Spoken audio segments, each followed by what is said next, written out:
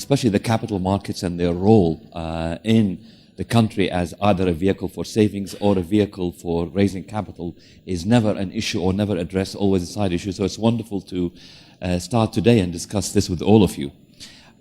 Now today we have three wonderful people, but they also represent three sides of the coin that makes an exchange or a equity market possible. First of all, we have the institutional investors represented by my colleague Grant, one of the first and one of the, if not, and the largest to invest in Iraq, and they've been here since 2010, if I understand, and they've been invested in Iraq, investing in the future of Iraq, not only their clients' money, but their own money. And I think this shows the level of commitment and interest in Iraq. And also we have the head of the stock exchange, I think, in my personal experience, one of the most outstanding people in our industry, and who has done a lot to promote the capital markets of Iraq, but also who sits at the heart of what can be the issues and challenges in the country. And also, finally, last but not least, my colleague Shwan, who is an expat, an Iraqi, and he came back to Iraq almost the same way as Grant did investing in Iraq, but they invested more directly in coming back, an expat coming back, reinvesting, joining the brokerage industry, and right now one of the most important voices in a way for anybody who wants to understand Iraq on the financial side. Rabee Securities are always the ones who publish information, publish research, and enable people like our work to make it possible. So I think these three gentlemen will have a lot to say today. We're not going to have, let's say, a few minute speeches, but we'll all discuss the issues that we all have in a way in Iraq and the challenges. Personally, on my side, as the way we all look at Iraq or all frontier markets, Iraq has enormous challenges. I think yesterday we discussed them in a private sector roundtable and other places, and we all know all the challenges that the country has. And I think, in a sense, while there might be political challenges, I think for the financial side, challenges can be more like opportunities, because basically the scale of the challenge gives you a sense of potentially what's called the arbitrage opportunity, in the sense that the challenges are quite here, the opportunities are so large, yet the assets or the opportunity is priced at the risk side. So there's always opportunity for that. And for us, we make our money when the challenges become easier and so forth. And that's where we are. So I would like to start today with the first thing is a question to ask Grant in terms of, as an investor in Iraq, as somebody who spent a large amount of time and effort and money in visiting companies and so forth, what is, in your opinion, what is needed for the market to grow? What is needed for international capital to come to Iraq? What are, a few points there. Sure. Before I answer, I'd like to thank AUIS and AUIS for organizing this. And this panel in particular, I think, is key to everything we heard yesterday. We all understand the state payroll is too bloated, that the private sector in Iraq needs to grow. But we haven't talked about really how to do that. And so I hope in this panel we can talk about how do we get to a point where the private sector in Iraq can thrive on its own without state assistance, without state directives. So let's work toward that. Iraq's central challenge, in my view, is capital formation and capital creation. In most emerging markets where I've invested in emerging markets for the last 20 years. You have a system whereby the country exports, and there's export revenues come in, and then those get recycled in the local economy, invested in the local stock market. Companies can go to the stock market and list, issue shares, raise capital, and there's a multiplier effect so that $1 of export earnings isn't just $1 of spending. That leads to $4, $5, $6 over the course of the investment cycle. In Iraq, what you have is you've got a lot of export revenue from oil, but those are being sent into the local economy and they're just spent. There's no multiplier. And so what we want is that Iraq develops a self-sustaining capital cycle. And how do you do that? There are two ways to create capital. One is through credit. That's banks issuing credit. And the other, which we'll talk about, we can talk about that later, but the one we can talk about here is through a stock market, through a domestic stock market and domestic capital markets.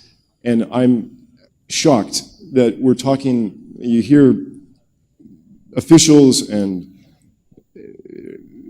the entire discussion of Iraq is about how do we grow the economy, grow the private sector, but there's no discussion of how do we develop a domestic capital market. And that's the ISX, that's the Iraq Stock Exchange. I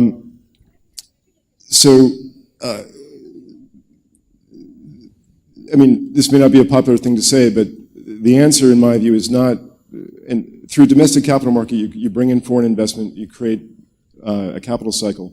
The answer is not conferences like in Kuwait, top-down conferences where you direct people, you will invest in this. The answer is to let the market grow as an organic entity. People can come in and invest in what they choose. Businesses can choose if they want to list or not. And there's no government directives, there's no interference, and it grows on its own. Yesterday, Dr. Barham made the point that Europe fought 2 world wars, and then, but they still were able to grow, and the UK laid all the railroads and the canals. He didn't mention that every mile of railroad in the UK was funded through a local equity issuance. And the same in the US. Every railroad was initially a listed entity. And it's not just Victorian history. In China today, the toll roads are listed companies. In Thailand, in Pakistan, you have ports that are listed. So what they do is they go to the exchange, they list this, they say, we're going to build a port. Who wants in? And then you get a key shareholder like the World Bank or IFC will say, all right, I'll give half. And then you get local investors to come in and say, all right, here, I'd like to subscribe for shares, because then with that capital, you'll build the port, you'll have a stock that trades on the exchange. Once the port is operational, then you will be paid dividends from the earnings of the port. That's how it works. That's how this gets done. We know the beauty of the saving grace of what's going on in Iraq right now is that these problems are not intractable. They're very human, and they can be solved through things that have been done before, examples throughout history that we know how this works. So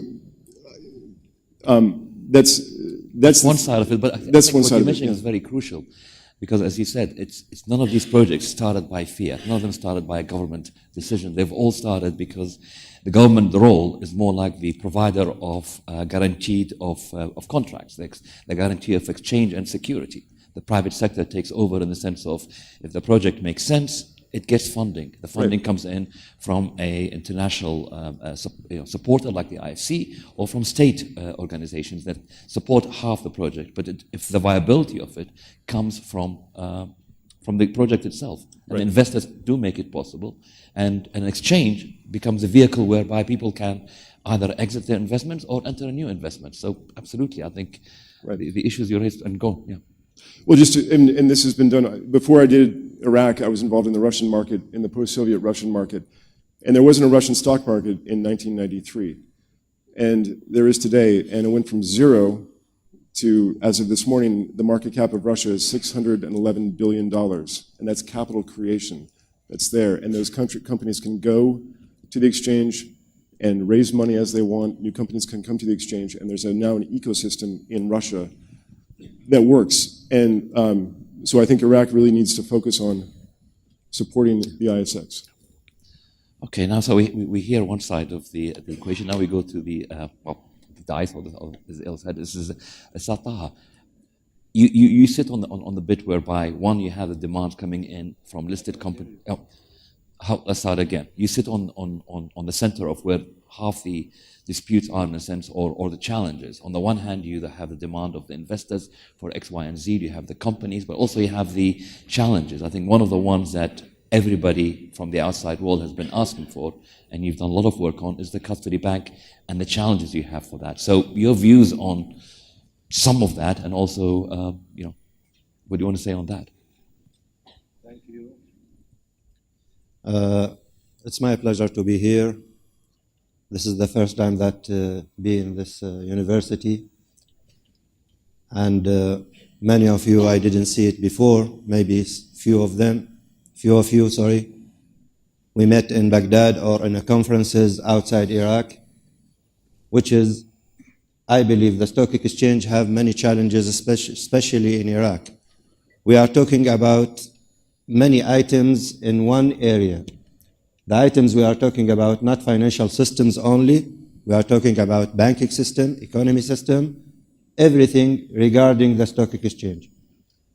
The stock exchange in every country have building capacity, which is not only trading system or depository system, which is I have in the stock exchange from Nasdaq OMAX, which is #1 in the world.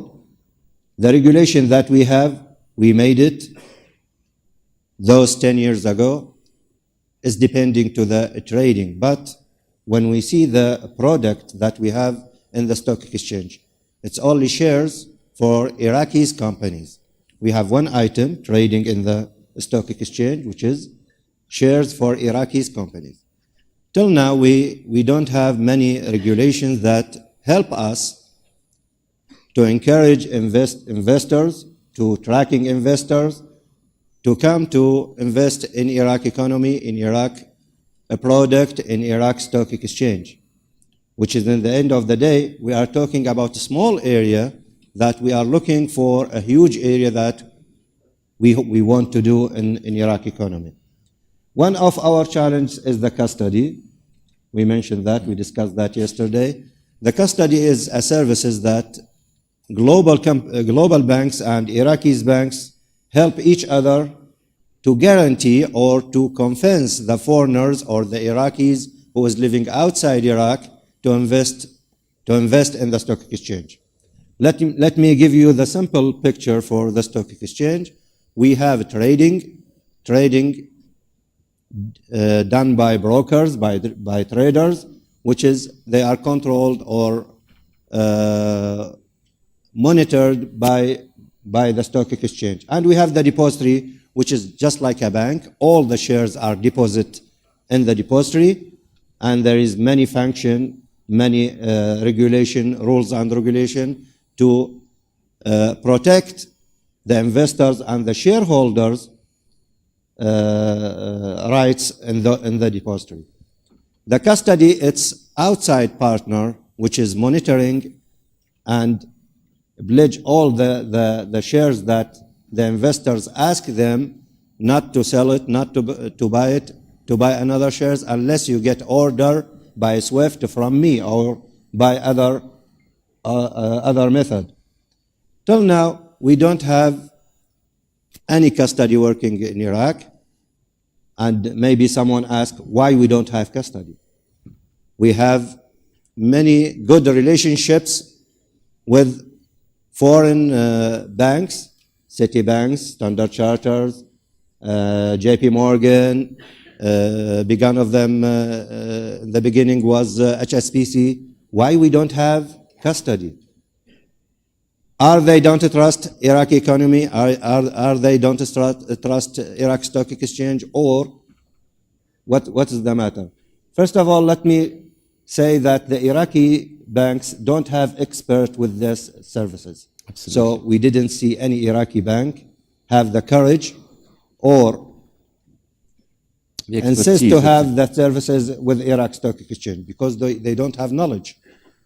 The simple area that we are facing in Iraq, especially for the Iraqi investors, that the knowledge is not enough to create more services. I remember someone from the shareholders, when I asked him, before we done the automation, all the physical certificates, it will be drawn and will be in the system. He says, I will not give you my certificate. Because my certificate, I put it under my bed and sleep in the night. Because it is my fortune. I says, yes, all your fortune will be deposited in the depository and you will have receipt and you can ask by mobile or by phone or whatever, you can give orders. Grant, you don't come every session to the stock exchange. You just give your orders regarding the tip ticker that you see, the prices that, and the information that you get online, and you give your order. Is that right or I'm kidding? That's right. I'd like to be there. I understand that very well. We like to have you also.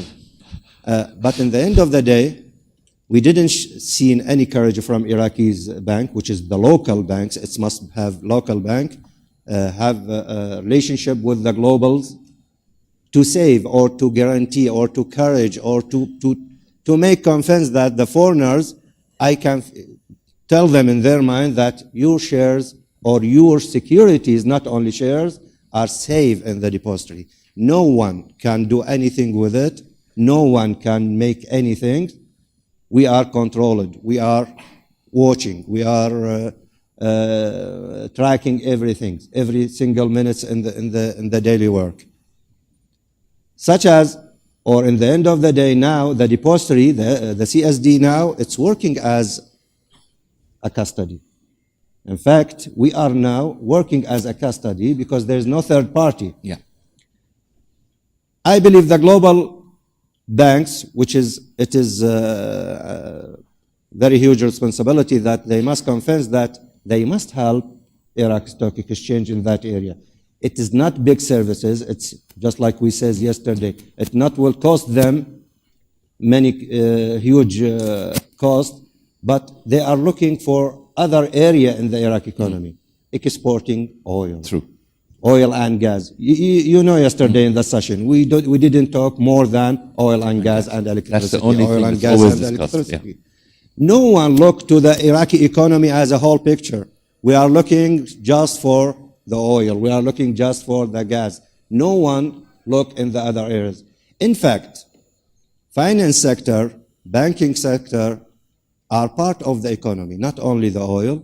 The oil, yes, we are depending 90 or 85% to the oil, but you cannot build a country or a society or an economy without looking to the whole picture. Thank you.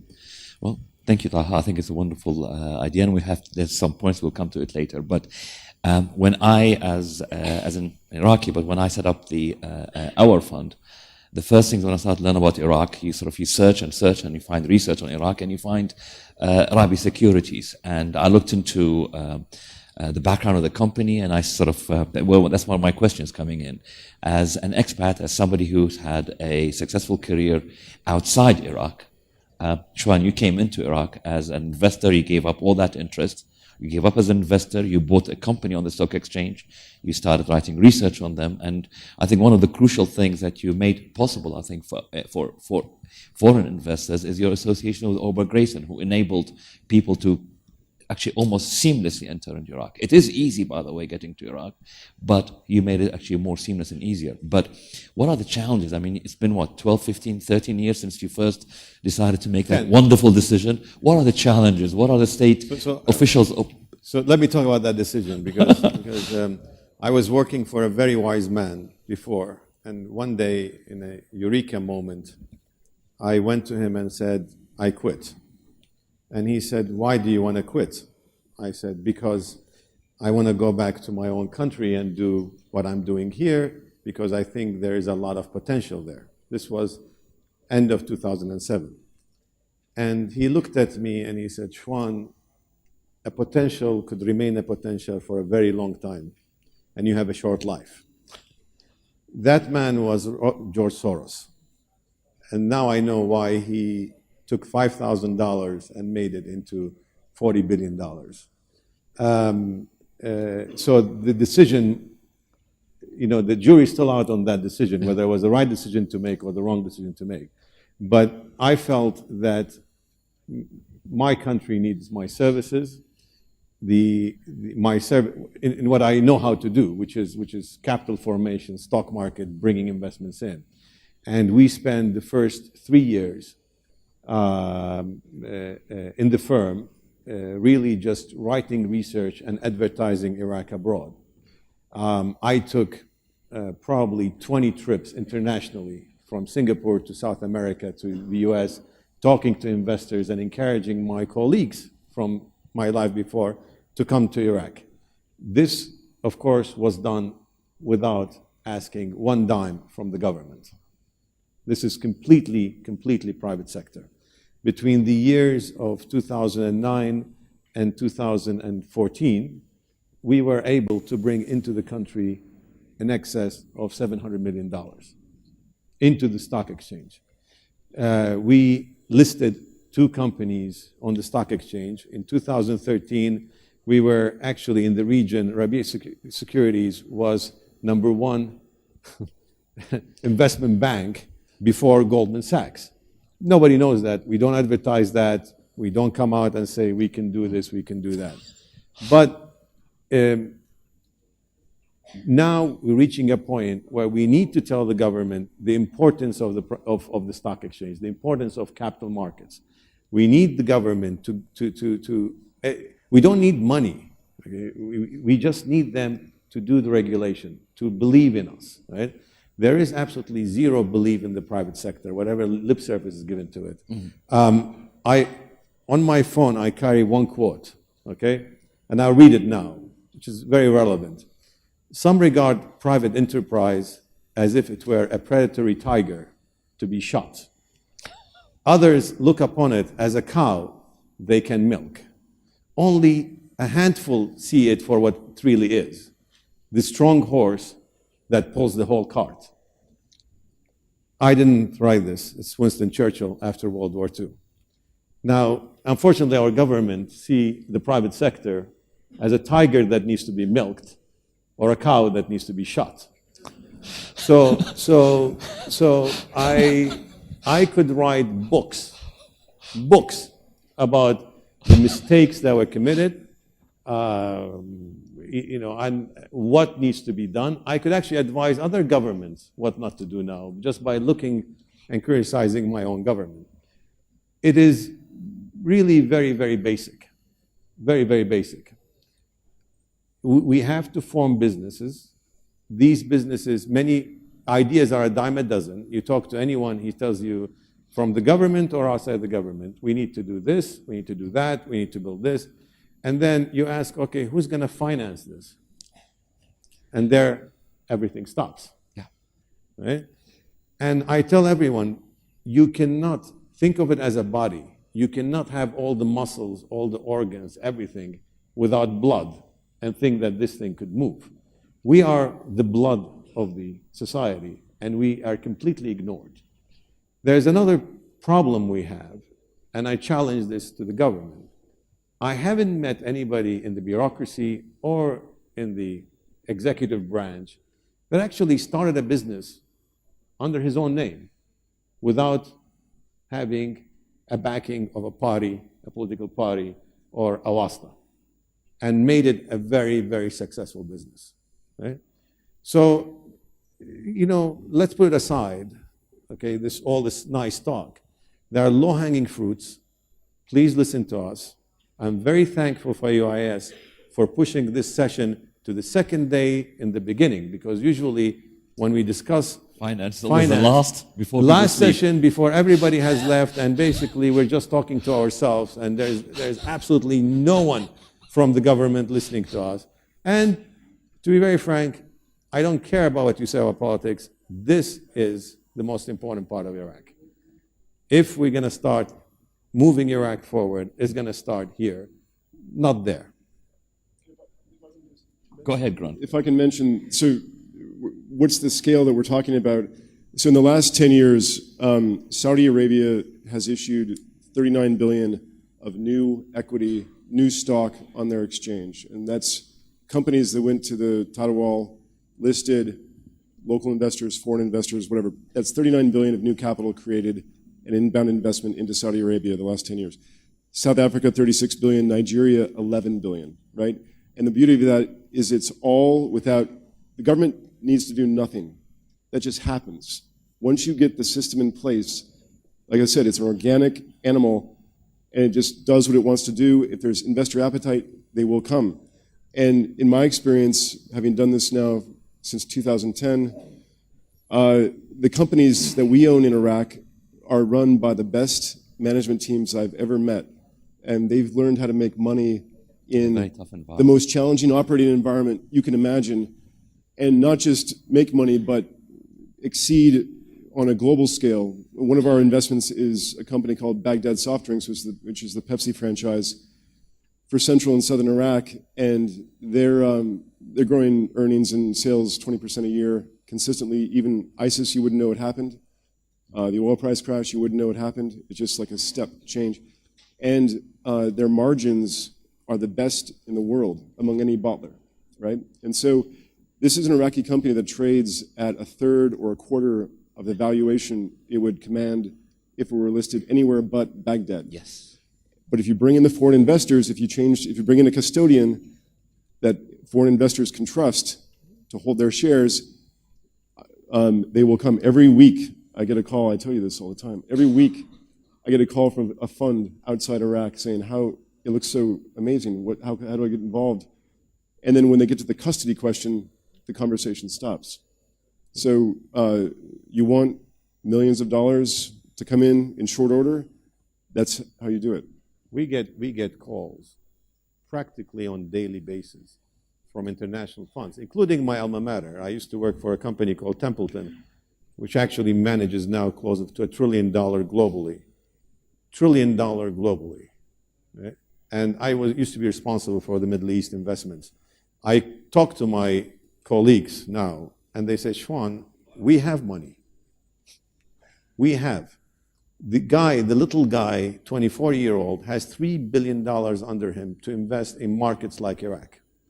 He said, but I cannot go to my bosses because you don't have custody. It's such a simple issue. It doesn't need committees and governments and presidents and it's services. Well, we don't have it. Of course, when you discuss this, no one really thinks about it and thinks the enormity of what we're talking about. The other problem I have, it's a blessing in disguise, that no one in the government understands what a stock market is. So I can give you another short story. When I moved we decided to open offices in Erbil and Sulaimaniya because a lot of companies are in Erbil and Sulaimaniya. And because the foreign investors couldn't go to Baghdad at the time and they could come to Sulaimaniya or Erbil and we bring the company from Baghdad or wherever it is. And when I opened, they said, in Erbil, you need a license from the Ministry of Finance because you say Maliya. Right? I was quite wet behind the ears, a young guy, went with all my enthusiasm, went to the Ministry of Finance, sat in front of the minister. He said, oh, so what do you do? I said, well, we look at companies. Are you accountants? You go to the accounting. No, I'm not an accountant. I hire accountants, but I'm not an accountant. Are you a lawyer? No, we're not lawyers. But we hire lawyers. We advise companies. He said, what do you mean you advise companies? I said, well, companies come, they need to restructure their capital, so they come to us and we advise them. He says, they pay you for that? I said, well, if we're lucky they will pay us for that. And he said, I don't believe you. I don't know how you're going to make money, so leave the application here. We have a branch in Erbil still working. We have never gotten a license from the finance ministry. By the way, 10 years on, I'm one of the advisors to the finance ministry, so, in Erbil, and they have come a long way since then. But, so what I'm saying is a blessing in disguise. It is. Because we did all this, without the government knowing anything. If they knew, they will hamper it. Eh? But now we reached a point we're too big. We need to get bigger. Once you get bigger, you have to have their blessing. Which is and we can't get it. which sort of brings me to okay, Taha. Since Grant and Shwan, by the way, you did it only one time? Which one? Having the license? Yeah. From the ministry? Yeah. One. Okay, which is good. Yes. I have other stories with the ministry. We Not will all only the 15 story minutes, in so we one can stop time. somewhere. When we opened the stock exchange to the foreigners, we insist at that time. By the way, the stock exchange is self-regulatory organization, and it is non-profit organization also. So we are not government body. When we made the regulation for the foreigners to trade in the stock exchange, we didn't put any other condition that we asked the Iraqis to do, which is all the Iraqis and the foreigners can trade in the same stocks. They can trade in the same very important thing, listed companies. They can, in the same period, same clearing and settlements. All the operation that the Iraqis and the benefits that Iraqis have, same things to the foreigners. There is no other conditions. Unless we ask the foreigners, we will not accept any cash. We will not accept any, even the foreigner, if he came to Baghdad and invest, he will not pay cash. It must coming from or through banks, foreigner banks or Iraqis banks, to the settlement banks. This is the only condition that we make for the foreigners. That's mean when we made the automation in 2009, when we made the depository, when we opened to the foreigners, we put in our mind that we are not local stock exchange. We are part of the world. We are part of the economy. We are part, not the Iraqi economy only, the world economy. So all we ask, every conference, every meeting with the government, every discussion, every committee, we ask only one question. As a stock exchange, our demand is to be standardization. When we are working in committee with the Iraqi Securities Commissions, which is supervise the stock exchange and the listed companies and the brokers, all we ask, our item that we insist to have, we are matching the standardization, because we are part of the Arab Federation, we are part of the FIAS Federation, we are working to be part of the World Federation, and in the end of the day, we are opening the stock exchange just like other stock exchange in the area or in the region to the others. We can trade. Our mission that to make the trading not only for the stock, for the whole securities, to list more companies, to be part with the privatization if it's coming. Let me not call it a privatization, let me call it corporation. When we made other step in the economy to push it to be part of the Arab economy or the world economy, we have the same steps. 10 minutes? It's for him, not for me. We are part of the world. We are not singing alone in another room. Thank you. Okay. Now, I'm Head Assignment says 10 minutes, which I think each of us has 10 minutes to go, right? Or overall 10 minutes. Overall 10 minutes. So I'll be brief, but I think there's something that Grant touched on which is very, very important. I mean, we mentioned the challenges to the exchange and challenges we all face, but I think the lifeline or the lifeblood of the exchange is companies. We have a number of companies. We have some world-class companies. We have some poor companies, but we need new companies on the exchange. They can come in only two ways, either privatizations of existing state entities, or they come in through companies that use the exchange to raise capital, i.e. Those who come in from startups and so forth. I mean, both of them, we have such enormous challenges in the sense like, the way I see it, privatization is a great idea. We have some great companies that are worth it. However, privatization has a price that I'm not sure that we are willing to pay as a country, in the sense that a lot of the companies that will be privatized will have to have an enormous sort of loss of weight, in the sense of the excess employees they have, because there's some business that's worth it.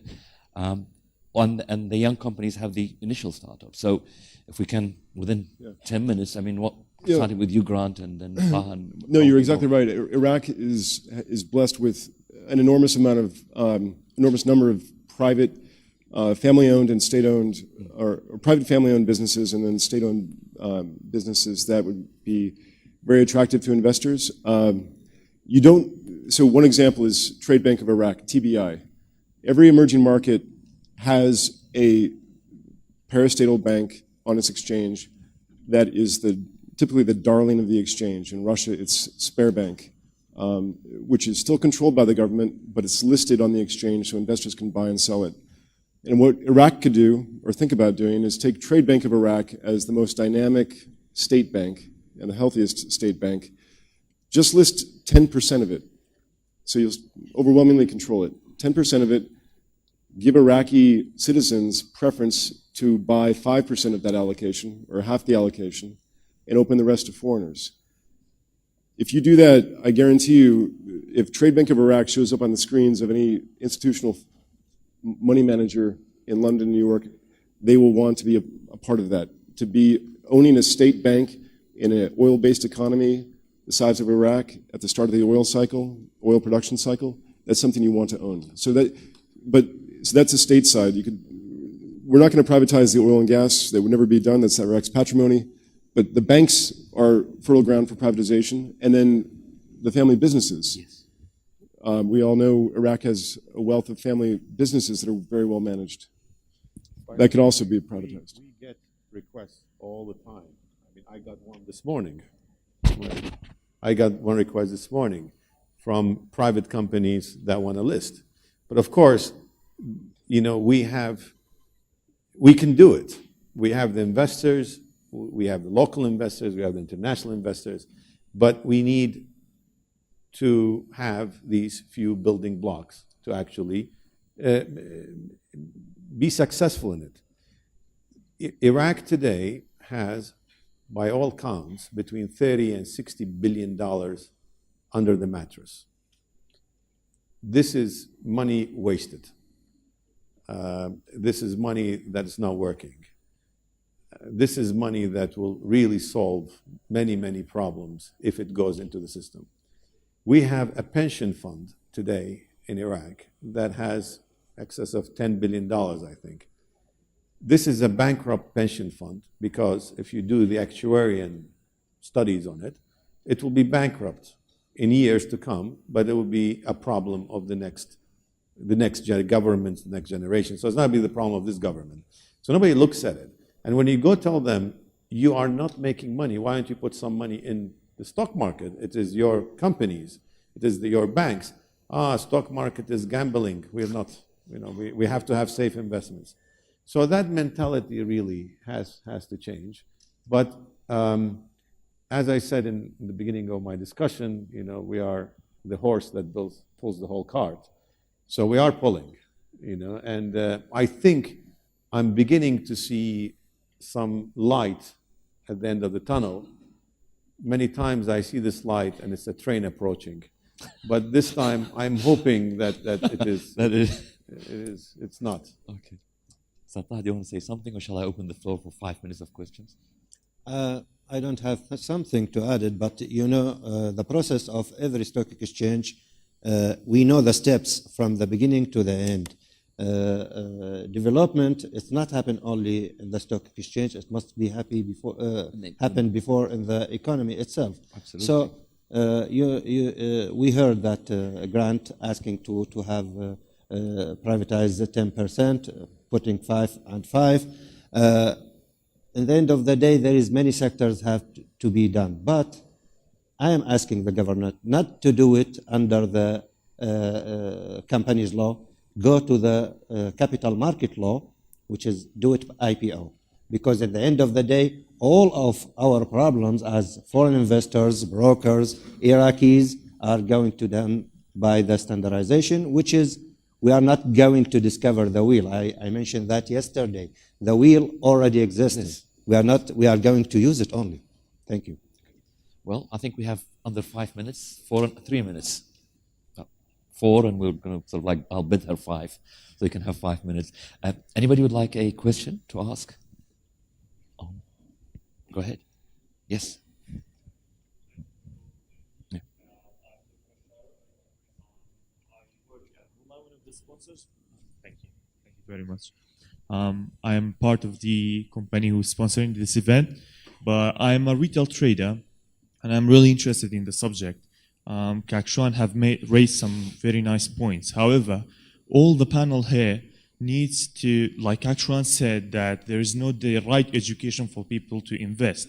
And this is a very great vehicle to push the Iraqi economy forward. But whose job is it to educate the people, to get the mentality of gambling out of them and raise the trust of the stock market? Thank you. It's really everybody's job. Right? So to move a society from government-based employment the government is always right. We all work for the government, whether we like it or not. They are the kings and the rulers, and we are the servants, to a society where a man does what he has to do to earn a living and be happy with it, is really everybody's job. Right? It's not only the government, it's not only the stock market, it's everybody's. And it's really a change of mentality, and that will take years and years. But we could start somewhere. I mean, if we just so we could start. The government could start privatizing enterprises. The government could actually get out of the banking system. Also, a pension fund. A pension fund could start investing. When the pension fund invests, people get encouraged that their pension is there, so they can start investing. You can spend some money on advertising. I think the new generation, the internet generation, will be wanting to do these things. But if you let them come out and go into the system and be fed by the system again, then you'll have this waste. So we have to start somewhere. Any other question we have? Or?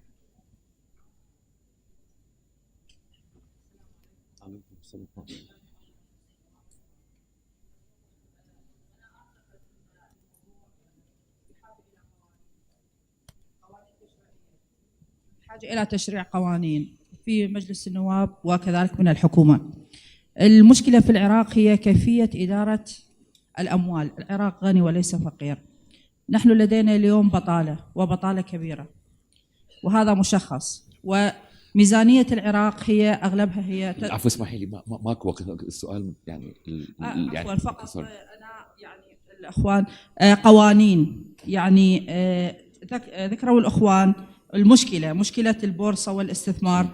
يجب أن تكون هناك قوانين، لكن أنا أسأل هل تمت مفاتحة الحكومات العراقية والحكومة العراقية فيما يخص وزراء المالية استثمار عن يعني تشريع قوانين قد تكون لهذه الجهات رأي بها الخبراء. The question is, has there been any discussions? And I think the answer is yes from all of us, right? احنا ما نشتغل بالخلاء، يعني احنا نشتغل ويا قوانين هذه مشرعة. بعدين حطينا قوانين سنة 2008 طلع يا قانون كان هذا اللي كتبوه 65 56 ما ادري، كتبناه وجوي خبراء والحكومة الأمريكية كانت قاعدة، سوينا قانون اللي يسموه قانون كابيتال ماركتس، قانون الأسواق المالية بالعراق. هذا القانون 2008 كتب وراح لكم. احنا يا سنة 2018 19 21 انطونا اياه، بس انطونا نفسه يوم يفلسوه. هذا ما يصير، هذا ما يصير. يابا ليش ما يصير؟ مو هنا العراق. يعني اكو مشكله من اني يوصلني قانون ما فهمه، هذا زايد خليه قلبه. يعني بوقتها الكاستدي هذا زايد. شنو كاستدي؟ الكاستدي احنا القوانين يعني بما انه حضرتك موجوده فادعوك بصراحه وبامانه انه من نريد نسوي قانون او تعليمات تخص الكابيتال ماركت او تخص اي مؤسسه عراقيه اقتصاديه تعمل في العراق، ان نعملها وفق المعايير الدوليه ابسط واروع وافضل وتكاملا، وكل التفاصيل اللي ممكن تجي كنتائج ايجابيه ان نجعلها تعمل وفق المعايير الدوليه. Okay, sir. Taha. شكرا. Thank you very much. شكرا. I think I'd have to end it now. So I thank the panel. I think and Shwan said it's great that we have the first session, and thank you all for listening. And I thank the wonderful panel and the gentlemen I've had the pleasure to work with all the time. So thank you very much, and thank you all. Thank you. Thank you.